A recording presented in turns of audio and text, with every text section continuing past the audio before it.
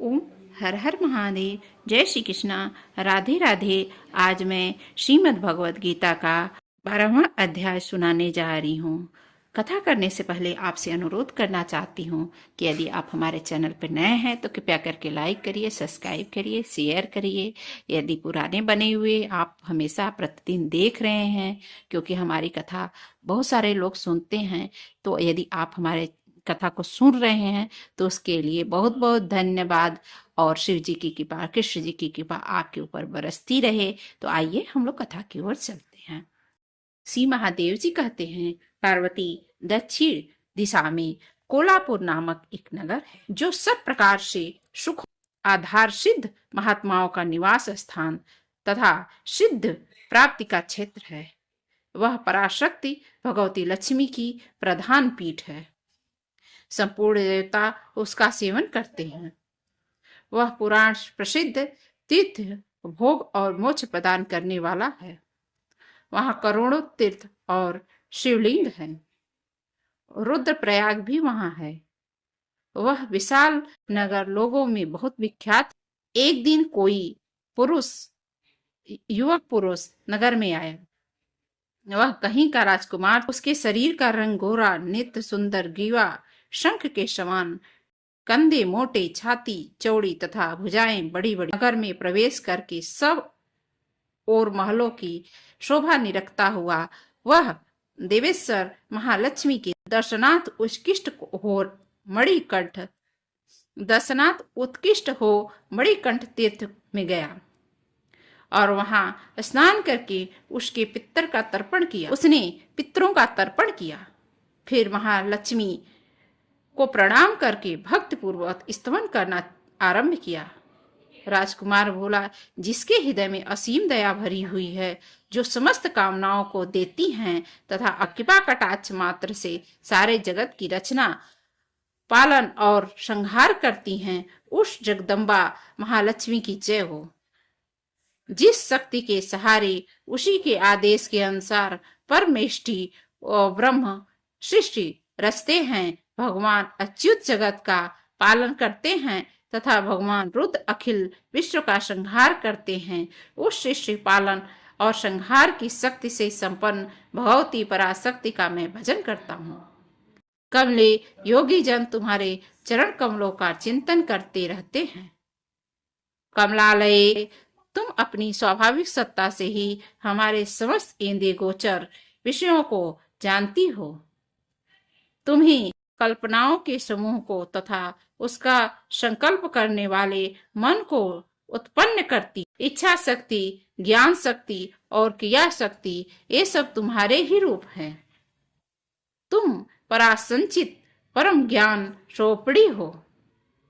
तुम्हारा स्वरूप निष्काम, निर्मल, नित्य, निराकार, अंतर्रहित, आतंक शून्य, आलंबनहीन तथा निरामय है।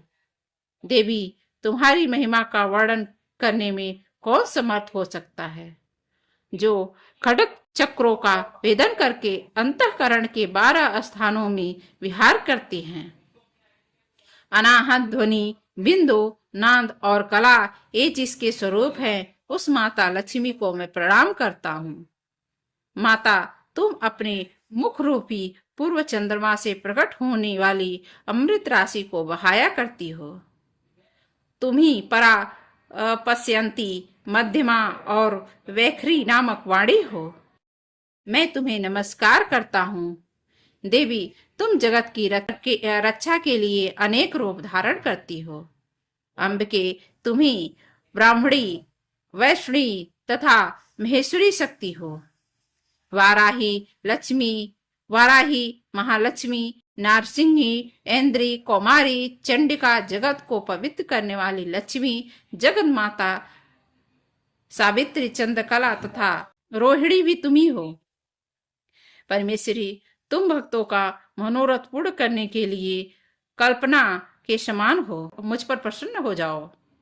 उसके इस प्रकार स्तुति करने पर भगवती महालक्ष्मी अपना साक्षात स्वरूप धारण करके बोली, राजकुमार, मैं तुमसे प्रसन्न हूं। तुम कोई उत्तर वर मांगो। राजपुत्र बोला, माँ, मेरे पिता राजा बृहद्रथ अश्वमेघ नामक महायज्ञ का अनुष्ठान कर रहे थे।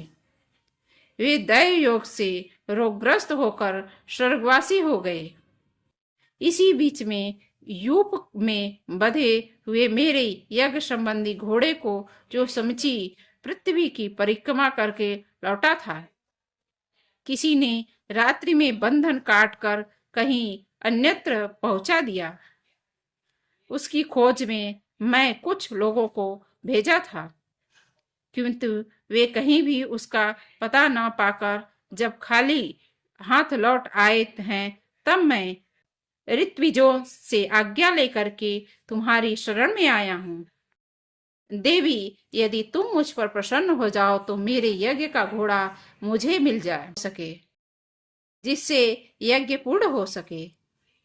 तभी मैं अपने पिता का ऋण उतार सकूंगा।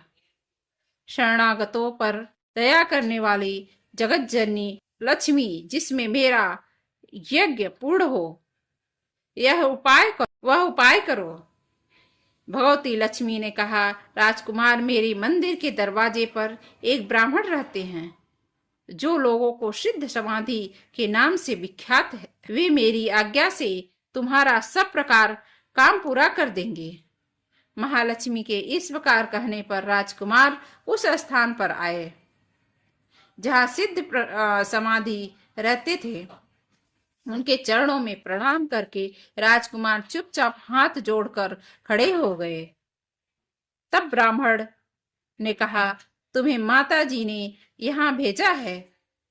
अच्छा, देखो, अब मैं तुम्हारा सारा अभीष्ट कार्य सिद्ध करता हूँ। यूं कहकर मंत्रवेत्ता ब्राह्मण ने सब देवताओं को वहीं खींचा। राजकुमार ने देखा, उस समय सब देवता हाथ जोड़कर थर थर कांपते हुए वहां उपस्थित हो गए।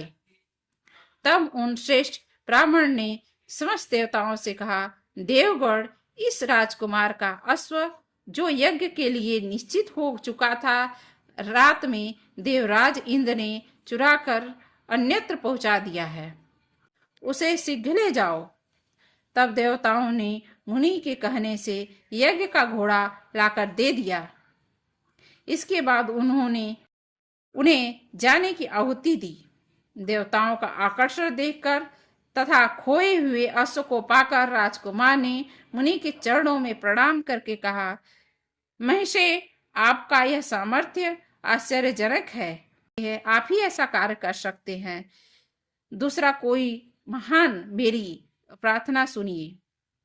मेरे पिता राजा बृहद्रथ अश्वमेघ यज्ञ का अनुष्ठान आरंभ करके दैव योग से मृत्यु को प्राप्त हो गए हैं।